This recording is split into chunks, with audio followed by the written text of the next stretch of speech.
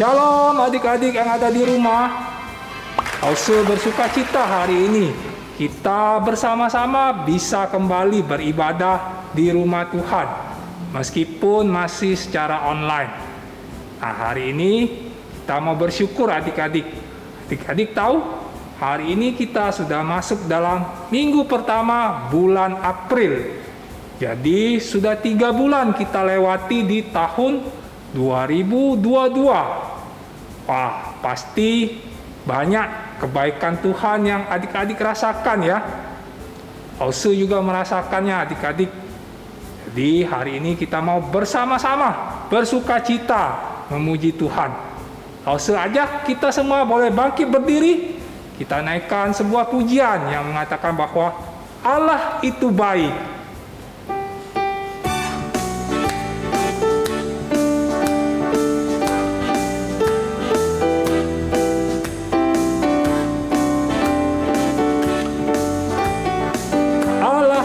Baik. Allah itu baik, sungguh baik bagiku. Ditunjukkannya kasih setianya, yang menyediakan yang ku perlukan, menyatakan kebaikan, menyatakan kebaikan, menyatakan kebaikannya padaku. Kasih setianya tak pernah berubah, dulu, sekarang, dan selamanya. Ajaiblah kuasa dalam namanya, Yesusku luar biasa. Allah itu baik, sungguh baik bagiku. Ditunjukkannya kasih setianya, Dia menyediakan yang ku perlukan, menyatakan kebaikan, menyatakan kebaikan, menyatakan kebaikannya padaku. Kasih setianya tak pernah berubah, dulu, sekarang, dan selamanya. Ajaiblah kuasa dalam namanya, Yesusku luar biasa. Kasih setia Tuhan, kasih setianya tak pernah berubah, dulu, sekarang, dan selamanya. Ajaiblah kuasa dalam namanya, Yesusku luar biasa. Yesusku luar biasa. Yesusku luar biasa. Sekali lagi, Yesusku luar biasa. Yesusku luar biasa. Oke adik-adik, kita akan berdoa untuk memulai ibadah pagi hari ini. Mari kita berdoa. Tuhan Yesus yang baik, kami bersyukur Tuhan sudah memimpin kami selama 3 bulan pertama di tahun 2022. Kami bersuka cita pagi ini kami kembali boleh dapat beribadah.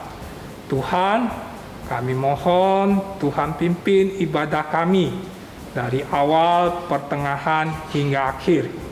Kiranya kami boleh bersama-sama memuji Tuhan, bersukacita mendengarkan firman Tuhan. Terima kasih, di dalam nama Tuhan Yesus, Juru Selamat kami yang hidup, kami berdoa. Amin. Adik-adik boleh duduk kembali.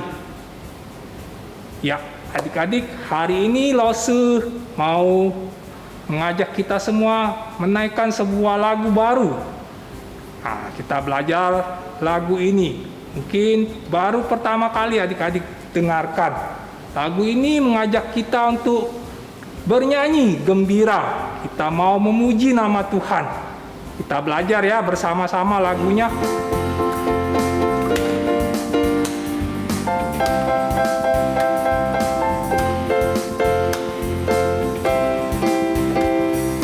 Mari kawan-kawan nyanyi gembira, gembira mengikuti bunyi lagunya. Mari kawan-kawan nyanyi gembira, supaya isi dunia mendengarkannya. Nyanyikan kasih Yesus, gaungkan sukanya. Maklumkan nama Yesus. Mari kawan-kawan nyanyi gembira. Hey, mari kawan-kawan nyanyi gembira, gembira mengikuti bunyi lagunya. Mari kawan-kawan nyanyi gembira, supaya isi dunia mendengarkannya. Bagaimana adik-adik di rumah? Sudah bisa ya menaikkan pujian ini? Nah, kita pelan-pelan belajar ya. Langsung aja kita menaikkan pujian ini satu kali lagi. Ya, sambil kita belajar ya.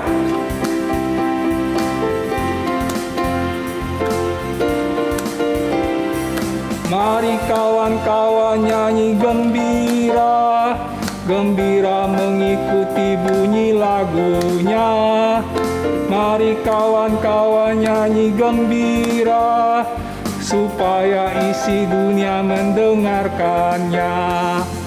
Nyanyikan kasih Yesus, gaungkan sukanya. Maklumkan nama Yesus. Mari kawan-kawan nyanyi gembira. Hey, mari kawan-kawan nyanyi gembira, gembira mengikuti bunyi lagunya. Mari kawan-kawan nyanyi gembira, supaya isi dunia mendengarkannya. Oke adik-adik, kita akan menaikkan pujian ini bait yang kedua.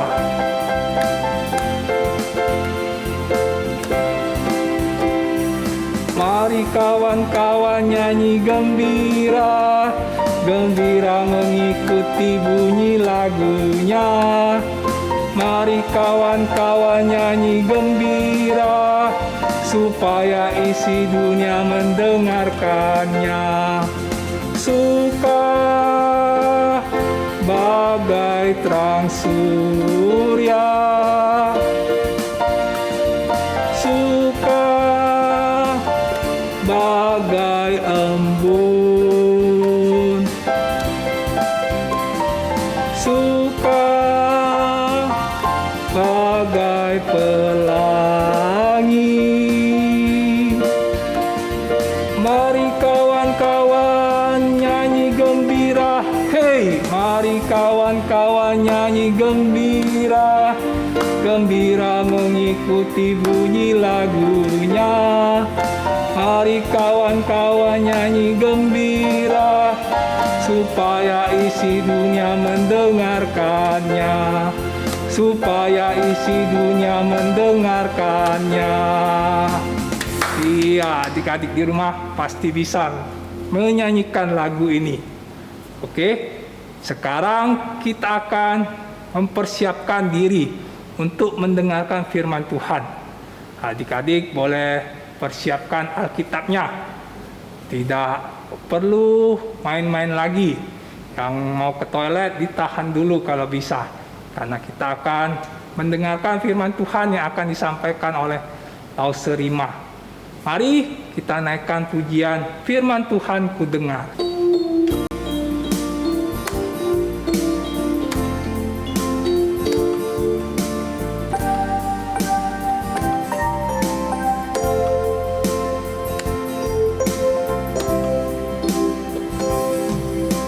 Firman Tuhan ku dengar, ku tanam di hatiku, ku ingin bertumbuh subur dan berbuah lebat. Yesus tolong padaku.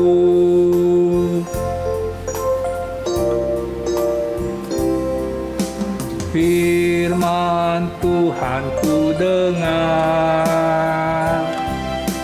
ku tanam di hatiku, ku ingin bertumbuh subur dan berbuah lebat. Yesus tolong padaku.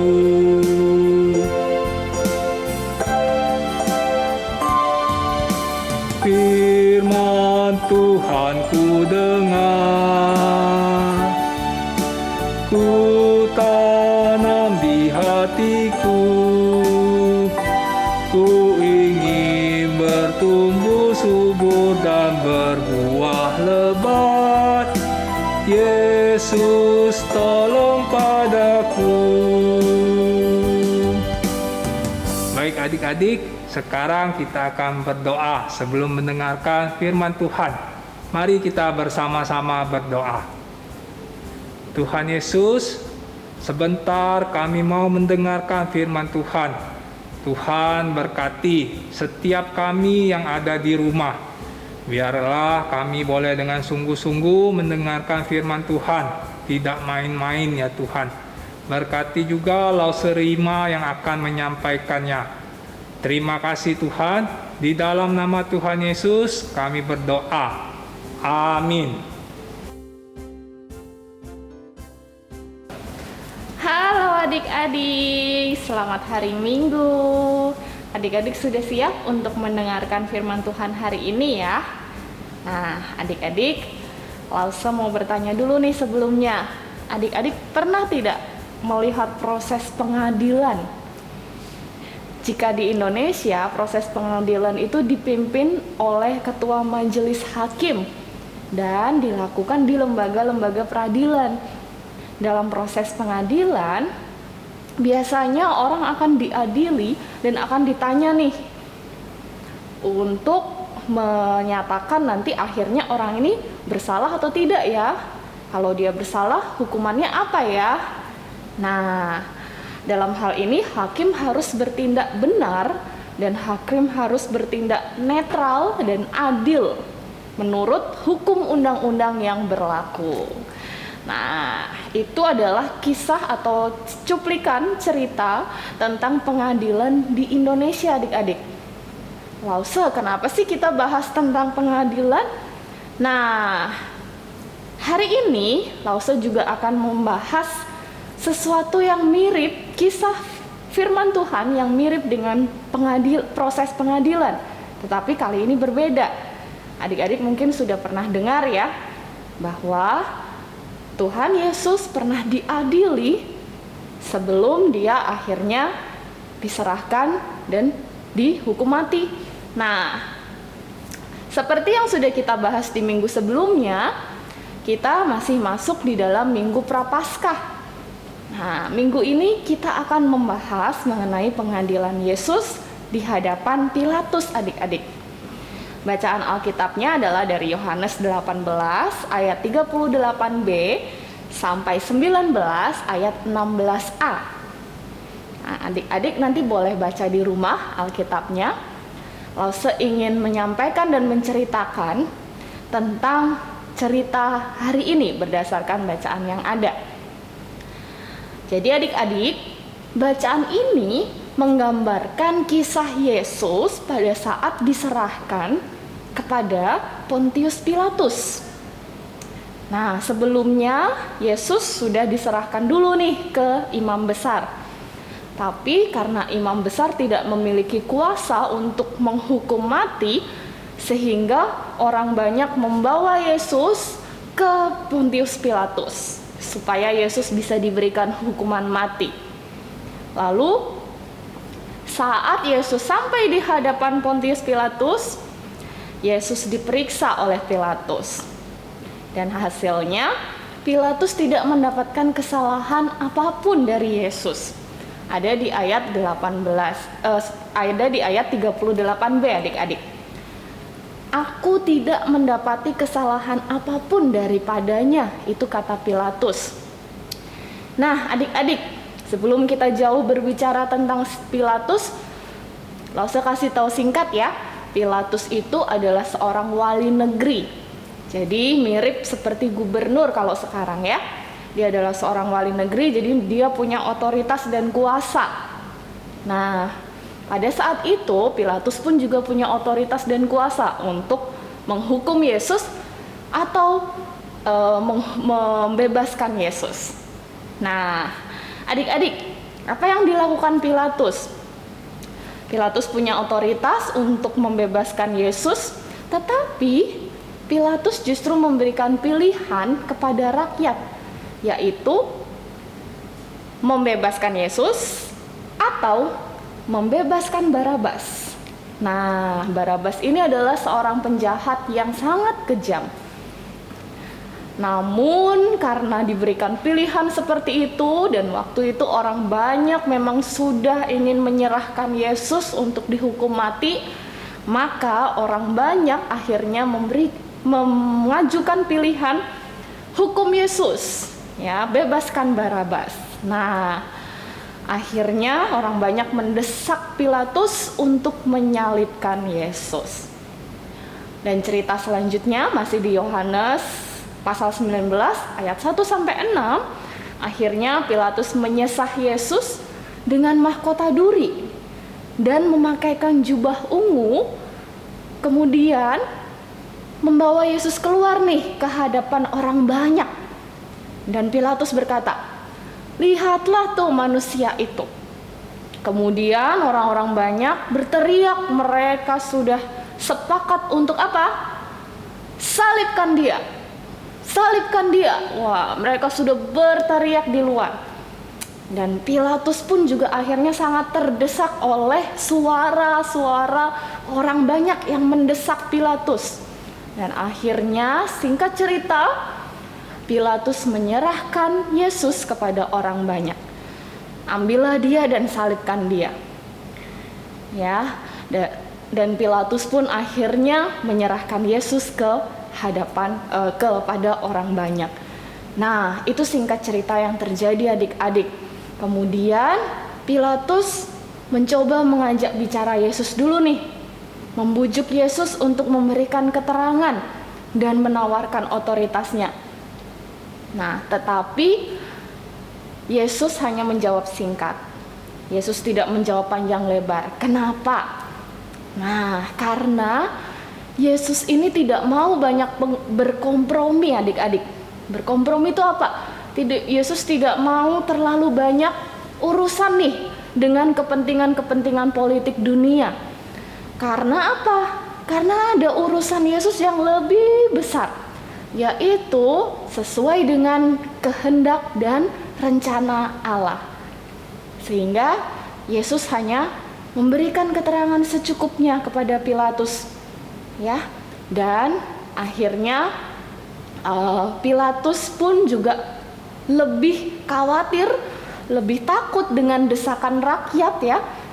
Dan khawatir juga mungkin nantinya rakyat akan memberontak jika Pilatus tidak mengabulkan permintaannya. Dan akhirnya Pilatus menyerahkan Yesus kepada rakyat, orang banyak, untuk disalibkan. Nah, adik-adik, cerita singkat hari ini kita bisa belajar beberapa hal ya adik-adik. Yang pertama, dari kisah ini sebenarnya Yesus benar-benar tidak bersalah.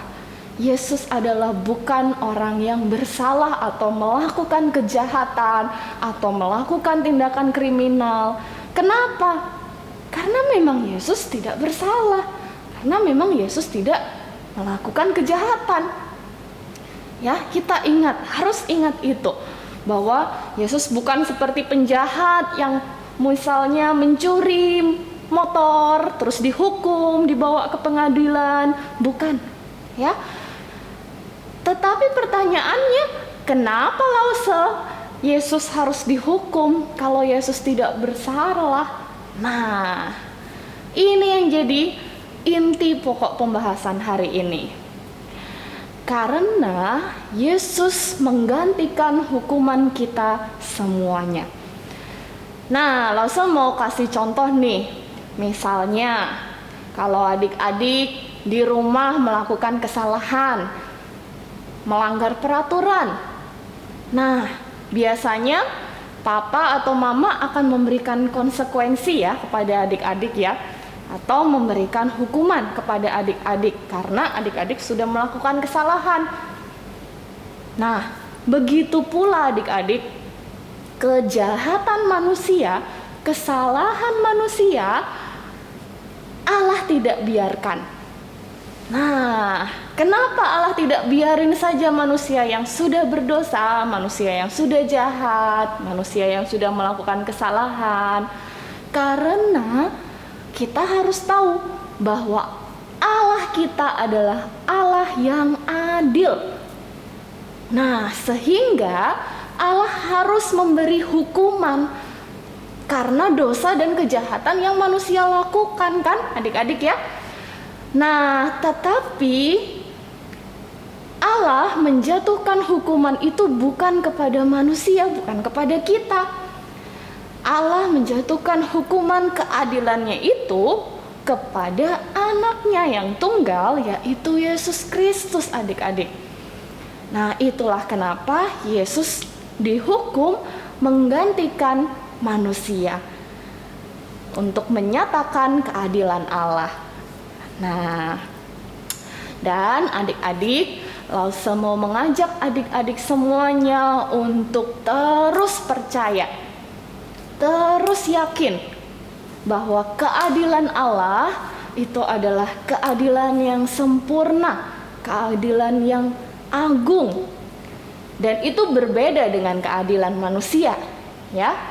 Mungkin tadi kita lihat cerita Pilatus, wah, dia tidak adil ya. Dia mengikuti suara terbanyak, padahal dia sendiri bilang, saya tidak menemukan kesalahan apapun. Tapi dia ikutin suara rakyat dan desakan rakyat untuk menghukum. Nah, di sini kita bisa lihat keadilan Allah berbeda dengan keadilan manusia. Keadilan Allah itu adalah keadilan yang penuh kasih dan pengampunan dan didasari oleh hikmat Allah yang sempurna. Jadi kita harus percaya kepada Allah, kepada Tuhan kita yang hanya Tuhan, satu-satunya yang maha adil di dunia ini. Karena Tuhan tidak pernah bersalah dan Tuhan pun juga mengetahui apa yang akan terjadi, sehingga kita nggak rugi ketika kita percaya pada Tuhan ya. Kita justru akan mendapatkan suatu berkat dan keuntungan. Kenapa? Karena kita bersandar pada Allah kita yang maha adil. Kita harus terus berserah kepada Allah dan semua rencana Tuhan. Oke adik-adik, semoga firman Tuhan hari ini bisa membantu adik-adik untuk merenungkan tentang masa Prapaskah dan kita makin mencintai Allah, karena Allah begitu adil buat kita. Dan keadilannya dinyatakan melalui pengorbanan Yesus di kayu salib. Nah, adik-adik jangan lupa juga ayat hafalannya ya, dari Mazmur 11 ayat 7. Sebab Tuhan adalah adil dan Ia mengasihi keadilan. Orang yang tulus akan memandang wajahnya. Dihafalkan ya adik-adik ya, Lause tunggu di Google Meet. Mari adik-adik, Lause pimpin kita di dalam doa. Mari kita berdoa adik-adik. Tuhan Yesus, terima kasih untuk pengorbanan-Mu di kayu salib untuk menebus dosa kami semua. Sekarang Tuhan, kami mensyukuri dan kami percaya untuk terus bersandar kepada Tuhan, karena kami tahu bahwa Engkau adalah Allah yang adil dan mengasihi kami semua. Terima kasih Tuhan untuk penebusan-Mu. Ampuni setiap dosa kami yang tidak layak di hadapan-Mu. Ajarkan kami untuk terus bisa hidup berkenan kepada Tuhan. Hanya di dalam nama Tuhan Yesus kami berdoa dan mengucap syukur. Amin. Marilah rayakan kebangkitan Tuhan kita.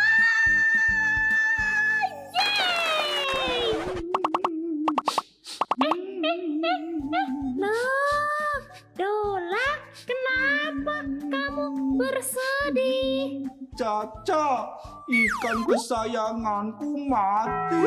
Hah, mati? Aduh, aku turut bersedia, Dola.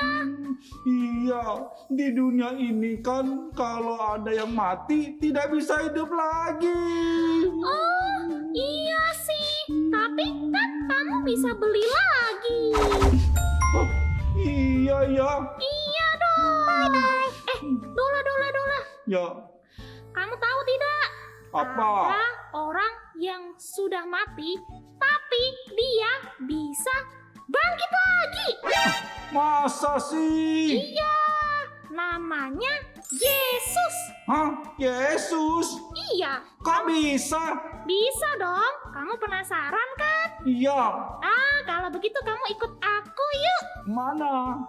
ke ibadah Paskah Sekolah Minggu GKY Palembang. Aku mau ikut. Oke, Dola. Teman-teman juga ikut yuk. Ayo, Dola. Yuk. Marilah rayakan kebangkitan Tuhan kita. Yeay!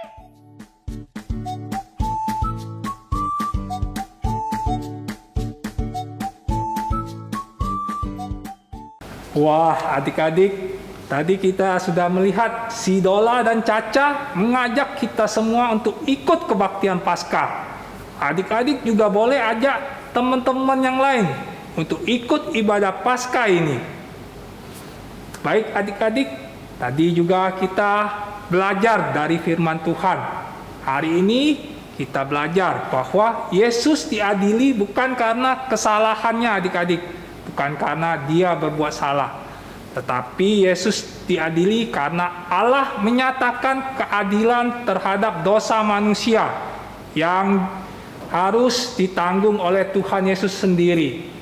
Jadi Allah itu adil adik-adik, sesuai dengan ayat hafalan kita hari ini di Mazmur 11 ayat 7 yang berkata, sebab Tuhan itu adil dan Ia mengasihi keadilan. Orang yang tulus akan memandang wajahnya. Baik adik-adik, sekarang kita akan memberikan persembahan. Adik-adik yang punya kotak yang telah diberikan boleh menjalankan persembahan seperti biasa. Yang tidak punya kotak persembahan boleh minta tolong orang tuanya untuk transfer ke rekening di bawah ini atau scan QR code di bawah ini. Mari kita naikkan sebuah pujian yang berkata, "Ku beri persembahan."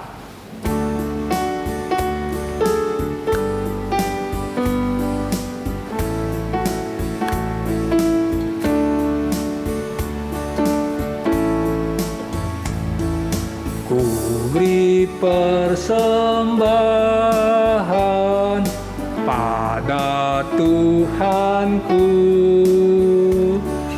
sambil puji Yesus, Juru Selamatku.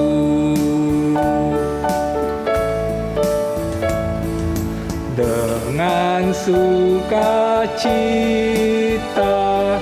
ku beri padamu, dan merasa kaya dalam Tuhanku.